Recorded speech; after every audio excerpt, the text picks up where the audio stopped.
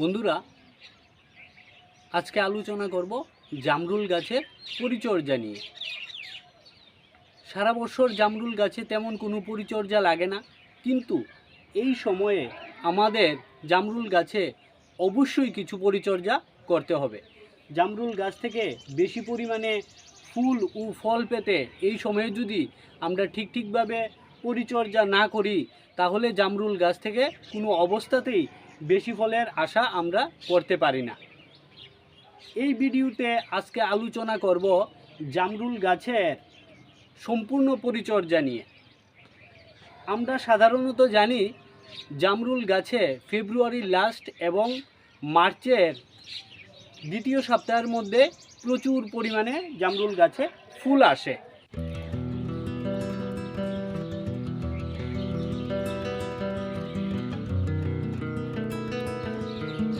তো এই ফুল থেকে বেশি পরিমাণে কিভাবে গুটি সেট করা যায়, সেই সম্পূর্ণ পরিচর্যা নিয়ে আজকের এই প্রতিবেদন।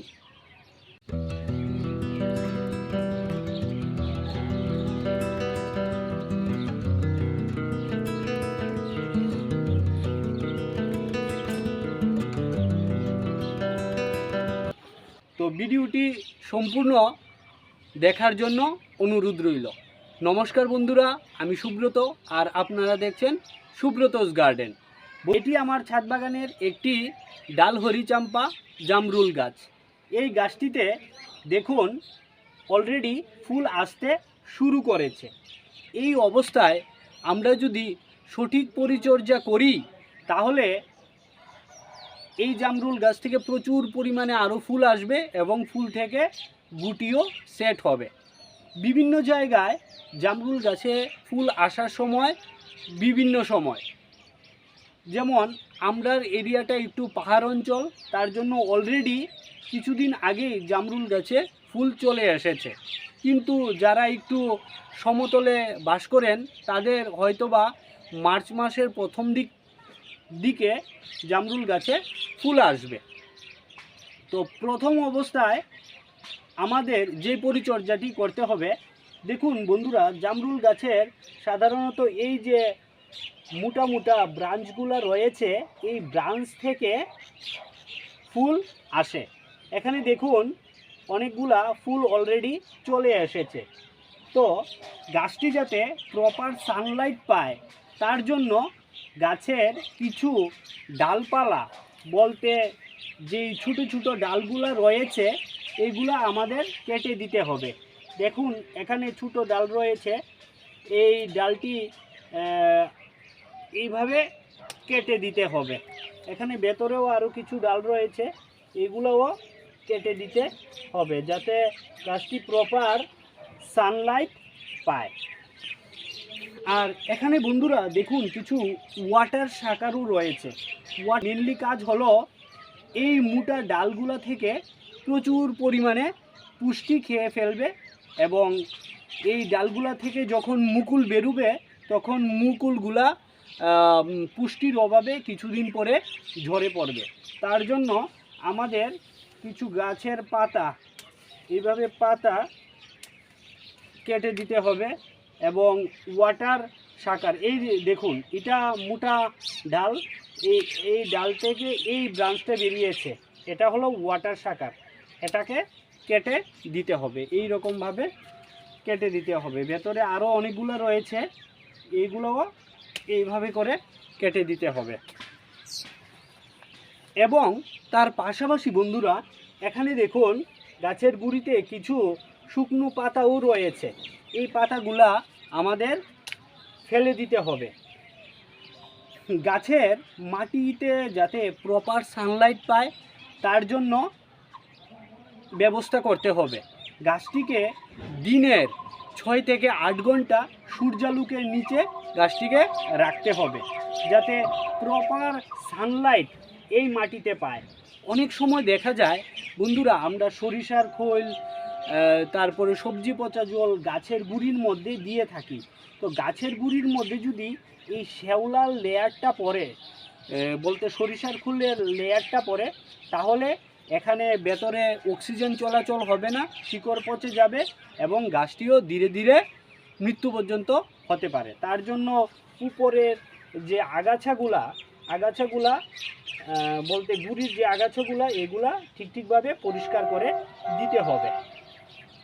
তাহলে এখন দেখুন গাছটি সম্পূর্ণ পরিষ্কার হয়ে গেছে, গাছটির মধ্যে প্রপার সানলাইট পড়বে এবং গাছটির গুড়িটাও পুরো পরিষ্কার হয়ে গেছে, এখানেও বায়ু চলাচল করতে পারবে। এখন বন্ধুরা আমরা আলোচনা করব গাছের পুষ্টি পদ্ধতি নিয়ে। গাছে কি খাবার দেব যাতে গাছে বেশি পরিমাণে ফুল আসে এবং ফুলগুলা টিকে থাকে। প্রথম অবস্থায় বন্ধুরা আমাদের গাছে এই যে ম্যাগনেসিয়াম সালফেট, এখানে দেখুন বন্ধুরা ম্যাগনেসিয়াম সালফেট, এই ম্যাগনেসিয়াম সালফেটটি 1 লিটার জলে 4 গ্রাম নিতে হবে। তার সঙ্গে 0050 এটিও নিতে হবে 1 লিটার জলে 1.5 গ্রাম। তার সঙ্গে নিতে হবে এই বুরন 20%। বন্ধুরা এখানে দেখুন বুরন 20%। এই 3টি উপাদান একসঙ্গে মিশিয়ে গাছের গুঁড়ির মধ্যে 1 লিটার জলে বুরন 1 গ্রাম, ম্যাগনেসিয়াম সালফেট 4 গ্রাম এবং এই 0050, কারোর কাছে যদি 0050 না থাকে তাহলে 05234ও আপনারা ব্যবহার করতে পারেন। অনেকে বলে ক্যালসিয়াম নাইট্রেট এই অবস্থায় দেওয়া দরকার। যেহেতু গাছে ফুল এসে পড়েছে তার জন্য আমাদের বুরন দিতেই লাগবে, আর এটা ম্যাগনেসিয়াম সালফেটটাও দিতে হবে, আর 0050টা তো অবশ্যই দিতে হবে। বুরনের কাজ হলো বেশি পরিমাণে ফুল আনা এবং গুটি সেট করা। তো 1 লিটার জলে এটা মিক্স করে গাছের মধ্যে দিয়ে দেব।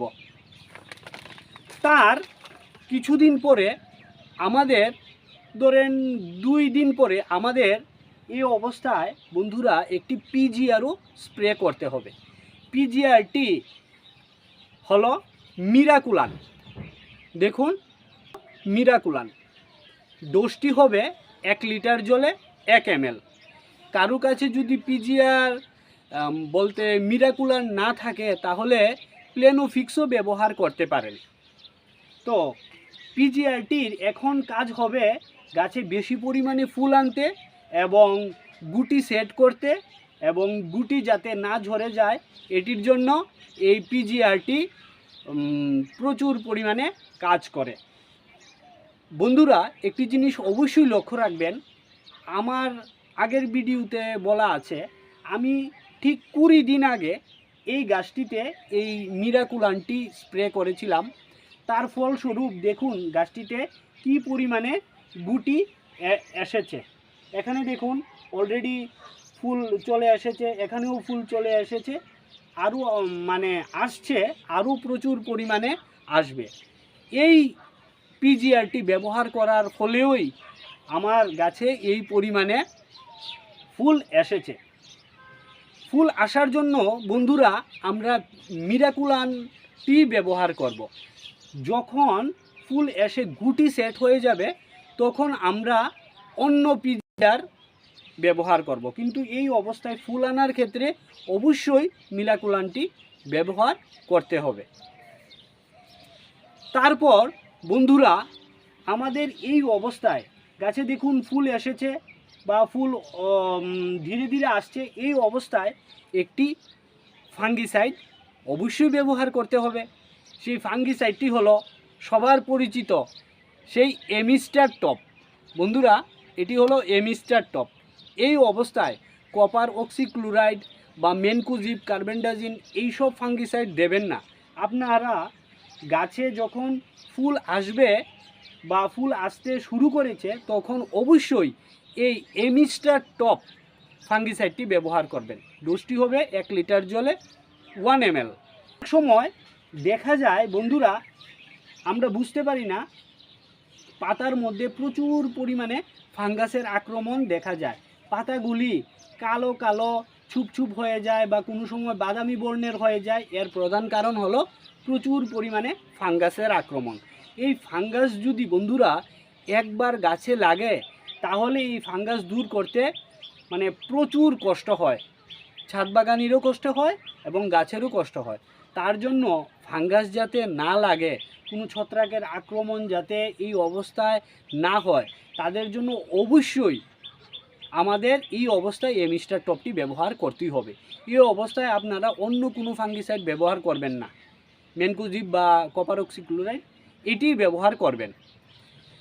তার ঠিক একদিন পরে বন্ধুরা আমাদের একটি ইনসেকটিসাইড বলতে এই সময় আপনারা জৈবিকভাবে যারা করেন তারা অবশ্যই কাকা ব্যবহার করবেন, আর যারা জৈবিকভাবে না করেন তারাও এই কাকাটি এই সময় ব্যবহার করলে ভালো।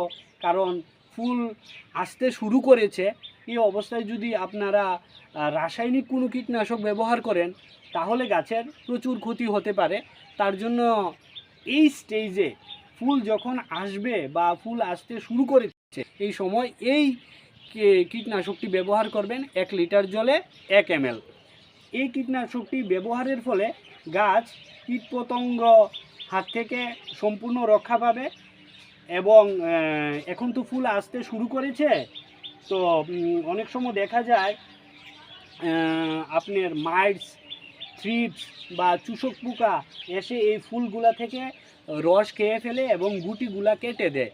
তার জন্য এই কীটনাশকটি আমাদের অবশ্যই ব্যবহার করতে হবে। তার পাশাপাশি বন্ধুরা আমরা যদি কীটনাশক ব্যবহার করলাম, ছত্রাকনাশক ব্যবহার করলাম, পিজিআরও ব্যবহার করলাম, কিন্তু যদি অনুখাদ্য ব্যবহার না করি তাহলে এই অবস্থায় চলবে না। তার জন্য বন্ধুরা আমাদের একটি অনুখাদ্য স্প্রে করতে হবে। অনুখাদ্য যারা মোবুমিন ব্যবহার করেন তারা 1 লিটার জলে 1 গ্রাম বা 1.5 গ্রাম নিয়ে সম্পূর্ণ গাছটিতে বিকালবেলা স্প্রে করে দেবেন। আর যারা মোবুমিন না ব্যবহার করেন, স্পেশালি বন্ধুরা আমি ব্যবহার করি টাটার যে দুর্বিগলটি রয়েছে, এটি দেখুন বন্ধুরা দানাদার ফর্মে রয়েছে, এটি খুব ভালো। এখানে 11টি মৌল উপাদান রয়েছে। তো এই টাটার দুর্বিগলটি ঠিক 2 চামচ পরিমাণ গাছের মধ্যে দিয়ে দেবেন, গাছের গুঁড়ির মধ্যে এইভাবে দিয়ে দেবেন। তাহলেই গাছ এর থেকে প্রয়োজনীয় অনুখাদ্যের যে ঘাটতি রয়েছে তা পূরণ হয়ে যাবে। একটা জিনিস মনে রাখবেন বন্ধুরা, যদি তৎক্ষণাৎ রেজাল্ট পেতে চান বা অনুখাদ্যের প্রয়োজন হয় তাহলে মোবুমিন এই স্প্রে আকারে যেটি রয়েছে এটি ব্যবহার করবেন। আর টাটার দুর্বিগলটি হয়েছে স্লো রিলিজ ফার্টিলাইজার, এটি ধীরে ধীরে কাজ করে, তো এটি অর্গানিক খুব ভালো। আর আপনারা চাইলে মোবুমিন ব্যবহার করতে পারেন, বা কেউ যদি চান দুর্বিগলটি ব্যবহার করবেন তো দুর্বিগলটিও ব্যবহার করতে পারেন, আপনাদের খুশি। কিন্তু স্পেশালি আমি দুর্বিগলটি ব্যবহার করি আমার এই গাছটির জন্য। তারপরে বন্ধুরা আমাদের অনুখাদ্য হয়ে গেল, তারপরে আমাদের একটি মিক্স খাবার এই অবস্থায় দিয়ে দিতে হবে। যেহেতু ফুল আসতে শুরু করেছে, মিক্স খাবারটি যদি না দেই গাছ প্রচুর পরিমাণে ফুল আনবে, কিন্তু ফুলগুলা খাদ্যের অভাবে, পুষ্টির অভাবে জড়িয়ে দেবে।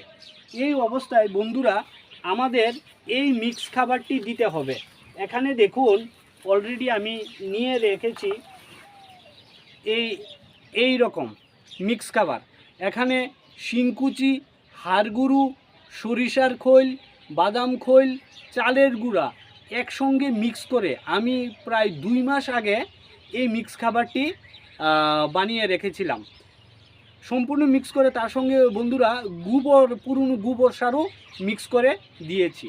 তো এটি হলো আমার নিজের তৈরি মিক্স খাবার। এটি আমি ঠিক এখানে 200 গ্রাম আছে, 400 গ্রাম পরিমাণ গাছের গুঁড়িতে এইভাবে দিয়ে দেব। এখানে আরও রয়েছে, 400 গ্রাম পরিমাণে গাছের গুঁড়িতে দিয়ে দেব।